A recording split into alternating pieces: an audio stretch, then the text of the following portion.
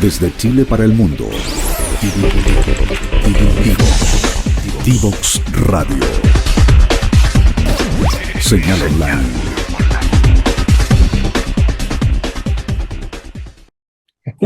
Ya estamos de vuelta acá después de nuestra segunda pausa musical. Estamos con Eduardo Pérez de Castro, el CEO y founder de Apple.co, y le dejamos una pregunta para que respondiera. Aquí te tiramos ahí la pelota para que la responda como tú quieras. Y la pregunta es, ¿cómo ustedes como crowdfunding reciben este desafío de la ley FinTech? ¿Qué cosas tienen que hacer? ¿Qué cosas tienen que cambiar? ¿Y qué les parece de la manera como se reguló la ley FinTech, entre otras a los crowdfunding? Mira, yo creo que las cosas perfectas no existen, ¿ah? Como dicen por ahí, lo perfecto es enemigo de lo bueno, pero a mí me gusta celebrar las cosas positivas, en primer lugar, ¿ya? A menos que hubiese visto algo muy, muy negativo, pero creo que Chile ya estaba en una situación muy desventajosa con respecto a algunos países, eh, en términos de tener reglas claras, digamos, que den la oportunidad a estos nuevos modelos. Teníamos un mercado muy proteccionista de grandes instituciones y resulta que el mercado cambió. Entonces empiezan a sumarse un montón de empresas que son las del mundo fintech, que el foco original del mundo fintech es, a través de la tecnología, trasladar muchos beneficios y generar inclusividad, mejores costos, eficiencia, orientado en las personas, orientado en el público. O sea, y un poco lo que tenemos nosotros y mucho, en el fondo, es darle mayor oportunidad a un mercado que antes estaba muy consolidado en unos pocos integrantes, digamos, y que por lo tanto generaba como una asimetría grande y por lo tanto al final quienes pagan más son normalmente los que se ven más perjudicados, son las personas. Entonces, empiezan a sumarse todo este tipo nuevas instituciones y empieza también a pasar una cosa, con las oportunidades también vienen algunos riesgos, que hay que tener reglas claras, empezar a tener mejores prácticas para que estas nuevas oportunidades existan, pero también dándole seguridad a las personas. Entonces, muchos de los que entramos en forma temprana en estos nuevos modelos de negocio, como creemos en esta industria, nos anticipamos un poco a lo que es la red fintech, porque estamos viendo cómo son las prácticas afuera, cómo son las prácticas que hay en los mercados regulados también tradicionales, que son las mejores prácticas para darle seguridad, como por ejemplo un sistema de verificación de usuarios con las reglas de la unidad de análisis financieros, y nosotros mismos levantar la mano y decir, nosotros estamos dispuestos a que nos hagan las preguntas cuando quieran, digamos, y declararnos. Autorregulación de alguna forma. Pero la autorregulación depende de ciertos equipos.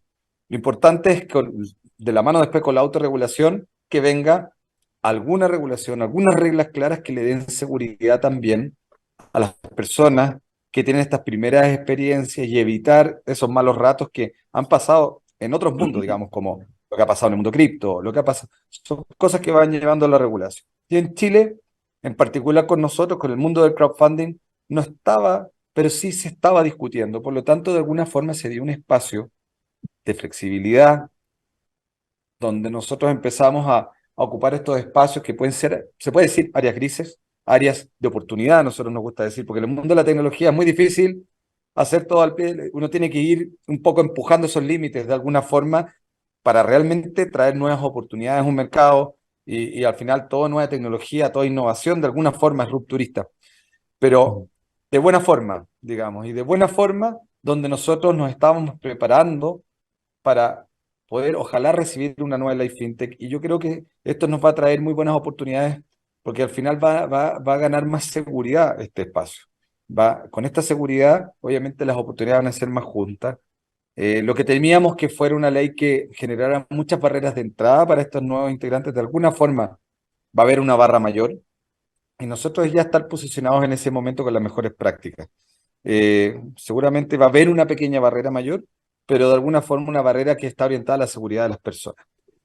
Van a haber modificaciones en cosas como, por ejemplo, la ley de las sociedades privadas, por ejemplo, SPAs, que van a poder recibir más inversionistas en cada sociedad, antes de pasar a ser oferta pública. Hay elementos de estos que van a ser súper positivos para generar un ambiente de inversión un poco más inclusiva.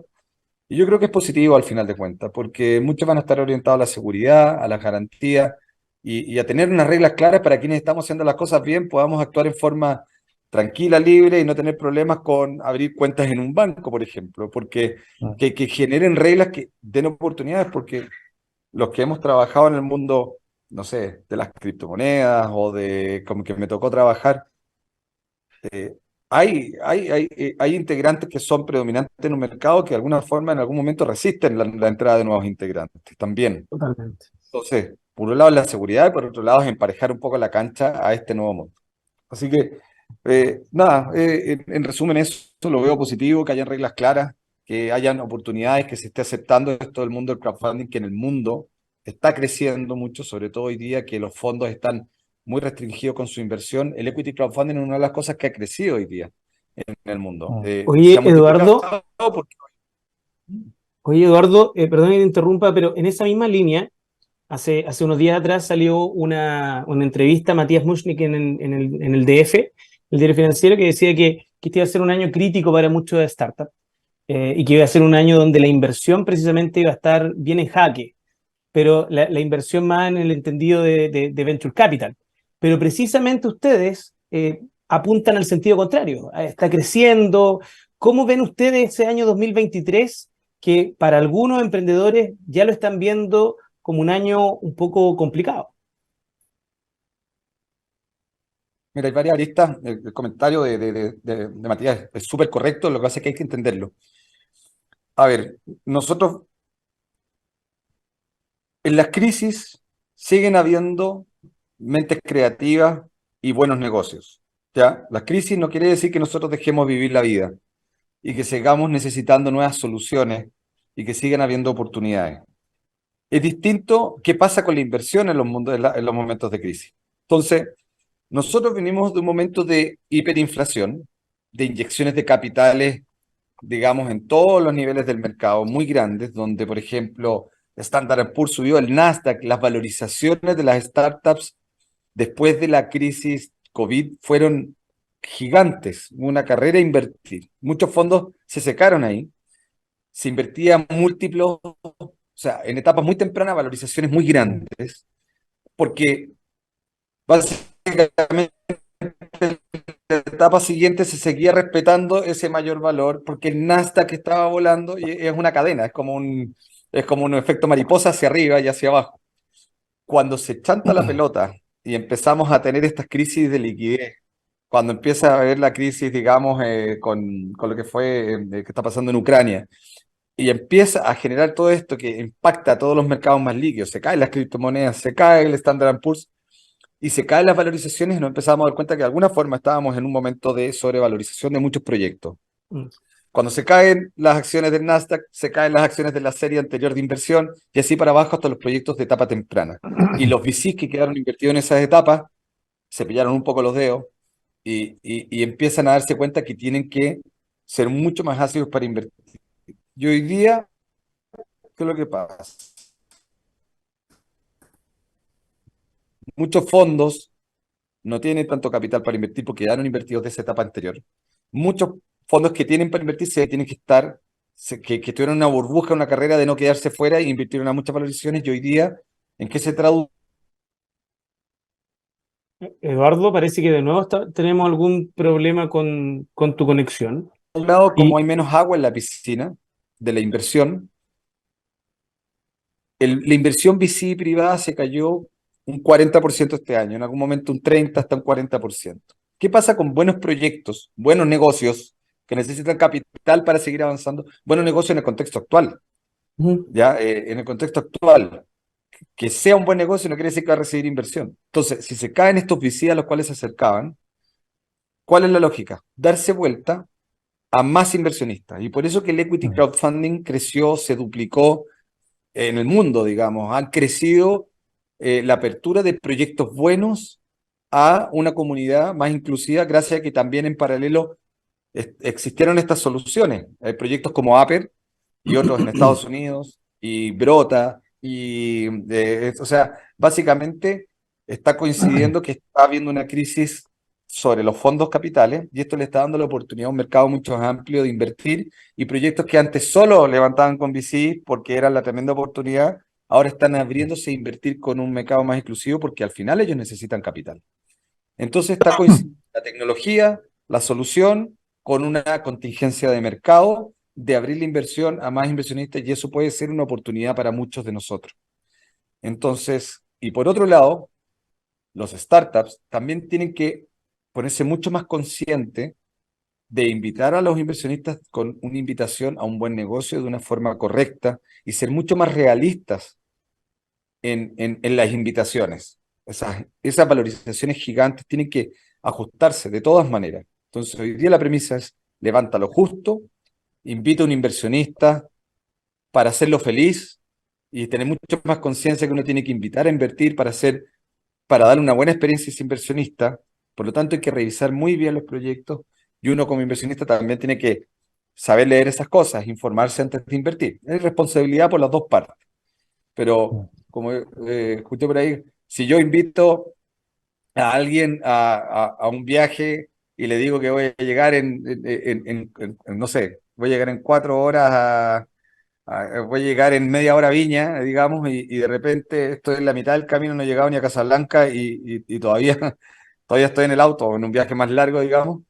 Pucha, sería una mala experiencia para quien yo invité a viajar. Mm. Es lo mismo pasa con las startups. Hay que levantar, salir a ganarle a las expectativas del inversionista, salir a ganarle al mercado cuando yo invito, y eso se refleja en las valorizaciones. Mm. Oye, Ahora también, Eduardo, se nos está acabando los minutos, nos quedan como 5 o 6 minutos. listo. También vimos en la página que dentro de las campañas que ustedes tienen, también tienen una campaña de inversión de Apple, probablemente tal. Sí. Cuéntanos de esa campaña, porfa, y cómo nuestros auditores o inversionistas que pudieran estar interesados pudieran también ver de qué se trata y eventualmente invertir en Apple. Bueno, hoy día no estamos levantando en Apple, está cerrada esa ronda, Ah, pero ese perfecto. perfil es también el perfil de comunicación con el mercado. O sea, nosotros la idea es mantener informado al mercado. Lo que sí está Ya, abierto hoy día es un mercado secundario. O sea, ya, nosotros estamos adicionando una oportunidad de liquidez donde permitimos que las personas que ya no, las empresas que ya no están en ronda y quienes invirtieron en esos proyectos pudieran entrar sacando algunos socios actuales del proyecto, porque cada inversionista tiene su necesidad. Puede decir, yo necesito bajar porque tengo que pagar unas cuentas, y damos esa opción de liquidez.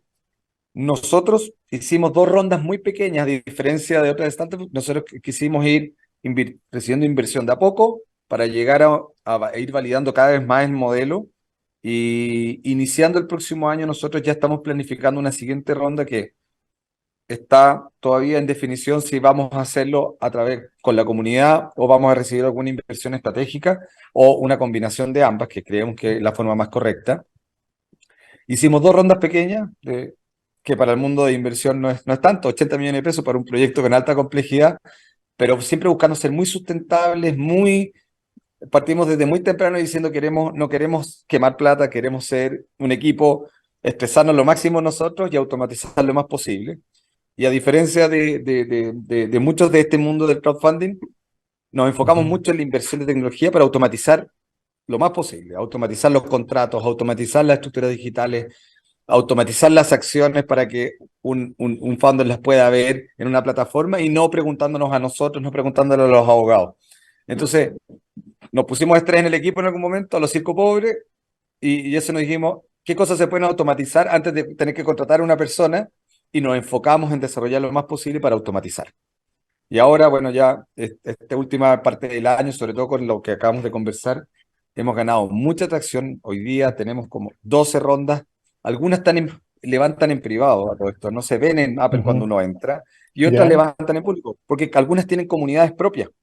Tenemos hasta ya, un Venture Capital que levanta a través de Apple. Nosotros somos una solución, primero que todo, de automatización y de tecnología, de plataforma, de hacer estos procesos simples, ya sea para proyectos que levantan en su comunidad porque están en una etapa temprana o porque tienen una comunidad propia, como también algunas llegan a ser crowdfunding. ¿Ya? O sea, digamos, lo que se ve en la plataforma son algunos proyectos que nosotros damos solución para levantar en sus propios crowdfunding o en forma abierta. Ahí de alguna forma es un tema tanto estratégico como de validación de que puedes estar en crowdfunding para proteger a los inversionistas. Y Oye, Apple, Eduardo, perdón, Eduardo, porque se nos está ya acabando el programa y hay varios emprendedores que a nosotros nos escuchan y te aseguro, y nosotros hemos tenido acá muchos emprendedores que nos han comentado de sus procesos de levantamiento de inversión. Si uno de estos emprendedores está en ese proceso, ¿cómo? ¿Cómo puede contactar a Apple? ¿Cuál es el proceso que tiene que hacer con ustedes? Cuéntanos un poquito de de cómo es el proceso completo de un emprendimiento que quiera asociarse a Aper. Sí, bueno, si entran a Aper, se pueden registrar. Hay dos registros, como inversionista o como empresa que busca levantar capital. Ahí están todos los links de contacto para generar una reunión, digamos, y en un fondo también a través de soporte. Y nosotros generamos una reunión, entendemos la etapa que está en el proyecto y ahí de alguna forma tomamos una decisión en conjunto o con nosotros le aconsejamos qué tipo de levantamiento podría hacer. Nosotros podemos acompañar un proyecto desde una etapa muy temprana, incluso, no con un crowdfunding, ayudándolos con la red propia, hasta llegar a un crowdfunding si es lo que quisiera el proyecto. Tenemos cabida para muchos tipos de proyectos. Lo que tienen en común estos es que tú sabes cómo empieza a levantar capital, puede que no tengas éxito con unos pocos y de repente es mucho más fácil salir a levantar capital entre varios y entre varios lograr que este proyecto se haga realidad. Entonces, lo que les decimos es entrar en una conversación con nosotros. Nosotros vamos, si es que no están preparados por levantamiento de capital, vamos a conectarlos con una comunidad de soluciones para que aceleradoras que trabajan con nosotros, empresas que hacen valorizaciones, o sea, nosotros tenemos también un pack de soluciones para guiarlos a ustedes para que logren el objetivo y conectarlos y compartir esta información, digamos. Y esa es la idea, ayudar básicamente a que los proyectos tengan éxito. Oye, se nos acabó el tiempo, se nos fue volando el programa y tenemos que darte las gracias para después pasar a nuestra tercera pausa musical. Muchas gracias, Eduardo, por haber venido a nuestro programa, gracias por compartir lo que es Aper. Y ciertamente que vamos a estar muy atentos a las novedades de ustedes, vamos a ir viendo las redes sociales cómo van evolucionando para ver si ya sea el próximo año, a fines del próximo año, los invitamos de nuevo y vemos cómo han evolucionado. Así que muchas gracias por haber venido. Hay muchas novedades el al próximo año. Así que les No, doy muchas excelente. gracias por la invitación. Invito a todos a sumarse a la plataforma, es muy simple, no tiene costo sumarse y con muy poco dinero pueden empezar a entrar en este mundo de la inversión de startups y proyectos con alto potencial. No, Propósito. perfecto. Mucho Muchas éxito. gracias, Eduardo, y felices fiestas de fin de año. Así que por ahora Igualmente. nosotros nos vamos a nuestra tercera pausa acá en Legal Lab. No se vayan. Divoxradio.com. Conversaciones de valor.